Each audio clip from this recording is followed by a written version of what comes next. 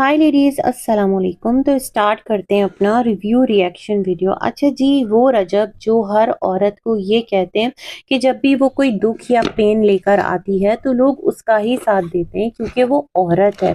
लेकिन बड़ी हैरत की बात है कि वो सहर हयात के साथ नजर आए हैं और उनका सहर हयात के साथ होना जो है ना, वो एक क्लियर स्लैप पड़ गया है जाकर किसके मुंह पर, समी रशीद के मुंह पर, क्योंकि उन्होंने रजब की हिमायत की थी कि जिस तरह लोग रजब के पीछे लग गए हैं उस तरह लोग समी को भी गलत समझ रहे हैं। तो क्या माजरा है, इसको थोड़ा सा रिव्यू करेंगे। साथ ही साथ में गजल की लाइव देख रही थी जहां पर कुछ चीजें हैं जो मैं आपके साथ शेयर करना चाहती हूँ। काफी एक्टिव हो गई हैं वो भी। 1 साल बाद अपने चैनल पर वो एक्टिव हुई हैं, लेकिन मुझे लगता है वो उन्होंने ठान ली है कि मुझे सही तरह से और पूरी तरह डट कर अपने चैनल पर काम करना है, जिस तरह से ये कपल अपने चैनल पर एक्टिव है। तो व्हाई नॉट जी, बिल्कुल कीजिए। राइट टाइम है आपका। आपके व्यूज, आपकी जो फैंस हैं, वो अगर आपको देखना चाहते हैं तो जरूर करें। लेकिन इनका मैं कल का वीडियो देख रही थी जहां पर इन्होंने लिखा था नजर इज रियल, और काफी सैड इनका फेस था थंबनेल पर, और साथ गिफ्ट अनबॉक्सिंग थी क्योंकि इनकी जो बेटी है उसकी बर्थडे थी, पहली बर्थडे। अल्लाह बच्ची को सेहत जिंदगी दे, आमीन। तो मैं बड़ी हैरान कि इतना जो खुशी का एक इवेंट है ना, उस खुशी के इवेंट के साथ एक ऐसा नेगेटिव सा, मतलब पोज माँ का, और एक दुखी सा, और नजर इज रियल, मतलब जो गिफ्ट की खुशी है ना वो कहीं बैक हो गई थंबनेल पर, और लोगों का जो फोकस है वो नजर इज रियल पर चला गया। खैर जी, इनका वीडियो ओपन किया तो बच्ची को थोड़ी सी चोट लग गई थी। और क्या था कि इन्होंने जिस तरह से बताया था कि सारे लोग माशाअल्लाह कह दिया करें क्योंकि नज़र तो प्यार की भी लगती है। बट ना, मैं व्लॉगर की एक बात से बड़ी परेशान हूँ। जितने भी व्लॉगर्स हैं, देखें, व्लॉगर्स क्या दिखाते हैं, वो अपनी लाइफ दिखाते हैं। फिर उनकी लाइफ जो है वो बेटर से बेस्ट होती है।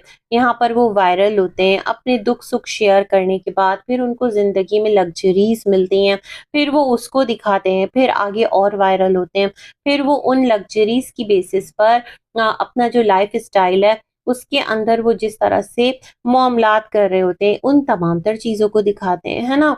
तो मेरे ख्याल में जब आपको सब कुछ दिखाना है तो फिर ये सारी बातें करना कि नज़र इज़ रियल और नज़र लग जाती है, फिर ये सब कुछ ना बड़ा ऑड लगता है। नज़र प्यार की लग जाती है, नज़र तो भाई अपने माँ बाप की भी लग जाती है। नज़र का क्या है ना।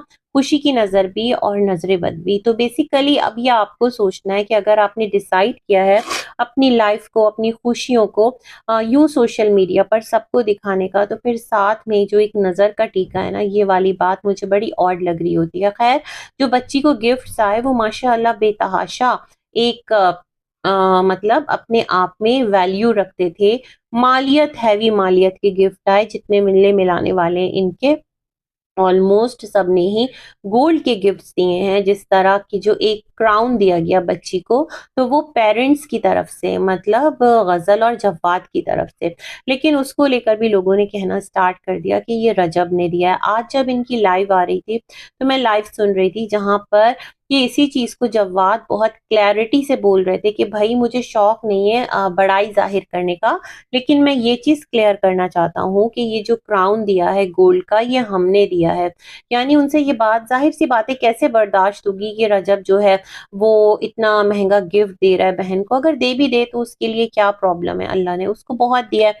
लेकिन खैर, यहाँ पर जवाद ने क्लैरिटी के साथ आकर कहा कि ये जो क्राउन है ये हमने दिया। देन गजल ने डिटेल्स बताई कि जो कोई रजब भाई के दोस्त हैं तो उनसे बनवाया था। इस तरह उन्होंने इस चीज का जिक्र कर दिया था, जो इसके ऊपर खर्च आया है या जो इसको बनवाने के लिए पैसे दिए गए हैं वो पेरेंट्स की तरफ से हैं। और इस तरह ये एक जो क्राउन है अपनी प्रिंसेस को पेरेंट्स ने गिफ्ट किया है। खैर, इसके साथ ही साथ यहाँ इन्होंने एक बात और बोली जव्वाद ने, कि उनकी कभी भी ऐसी कोशिश नहीं होती कि वो रजब के फेम से फायदा उठाएं। उनके पोर्टफोलियो पर, उनके प्रोफाइल पर, पोर्टफोलियो कह रही हूँ, उनके प्रोफाइल पर सिर्फ एक पिक्चर है रजब के साथ, और उम्रा जब ये लोग करने गए थे वहां की है, और वहां पर भी परमिशन लेकर ली थी इन्होंने। तो भाई मैं ये कहना चाहती हूँ, आपके पास, आपके साथ आपकी बेटर हाफ है जो रजब की बहन है, जो कि बहुत ज्यादा लोग उसको पहचानते हैं। तो अगर आप इवन रजब के साथ बहुत ज्यादा कोशिश ना भी करें, ऑटोमेटिकली आप जो है ना, आपकी भी पहचान जान वैसे ही बनती है। मतलब आप भी रजब के बहनोई हैं, गजल के शौहर हैं। गजल कौन है? रजब की बहन है। तो एक जो चेन है ना वो उसी तरह चलती है फेम की, आप उसको डिनाई कर ही नहीं सकते। मुझे लगता है ना दीज डेज ये वाली चीजें बड़ी ज्यादा मुश्किल हो गई हैं सबके लिए, क्योंकि ईमान को लोग कह रहे हैं कि बेसिकली तुम्हें जानता कौन था, तुम्हें जानते लोग किसकी वजह से? रजब की वजह से। तो लाइकवाइज यही वाली फिलॉसफी शायद कि इन पर भी बैठे तो इन्होंने आकर इसको स्ट्रिक्टली बल्कि पोलाइटली क्लियर किया, लेकिन क्लियर किया जरूर। अच्छा, लोग इनसे टाइम एंड अगेन पूछ रहे थे भाई ये तो बताएं ईमान को क्यों नहीं बुलाया, ईमान का क्या होगा, ईमान को आप लोग भूल गए? तो यहाँ जवाद ने कहा कि भूलता कोई नहीं है, भूल आप लोग जाएंगे। आज आप लोग बात कर रहे हैं, 4 दिन और बात करेंगे, आप लोग भूल जाएंगे, लेकिन ये गजल, रजब और दादा दादी वो कभी भी नहीं भूलेंगे अपने पोते को। मतलब जब आप दादा दादी कहते हैं ना तो यहाँ से जो रिश्ता निकलता है वो निकलता है बच्चे का, ईमान का तो नहीं निकला। लोग आपसे ईमान के बारे में क्वेश्चन कर रहे थे, तो बड़े स्मार्टली इन्होंने इस चीज का रिप्लाई दिया, लेकिन समझने वाले भी समझते हैं। और बेसिकली गजल ने कहा कि आप अगर हमारी लाइफ में आते हैं तो फिर हमसे रिलेटेड बातें करें, बट ये काफी मुश्किल है। क्योंकि देखें ना, आप ये देख लें जो रजब के फ्रेंड्स हैं, इवन वो लोग अगर कहीं ना कहीं लाइव कर रहे होते हैं तो वो भी इस चीज में ड्रैग हो जाते हैं, और वो भी इन तमाम तर बातों को रिप्लाई दे रहे होते हैं। ईमान से रिलेटेड बात, या किवान से रिलेटेड बात, या रजब की जो मैरिड लाइफ है उससे रिलेटेड बात, है ना।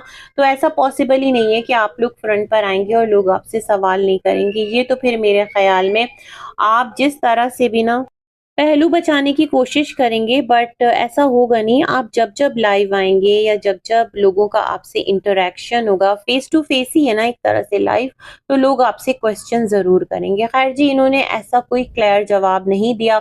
रजब की हेल्थ से रिलेटेड लोगों ने पूछा तो शी सेड कि अभी जो रजब है वो ठीक है, क्योंकि मैं लास्ट डेज देख रही थी, अभी जो एक्सीडेंट हुआ है उसके बाद रजब का एक वीडियो जहां वो कह रहा था कि इसलिए मैं ड्राइविंग नहीं करता। लोग कहते हैं आपके पास गाड़ियां हैं, आप क्यों नहीं चलाते?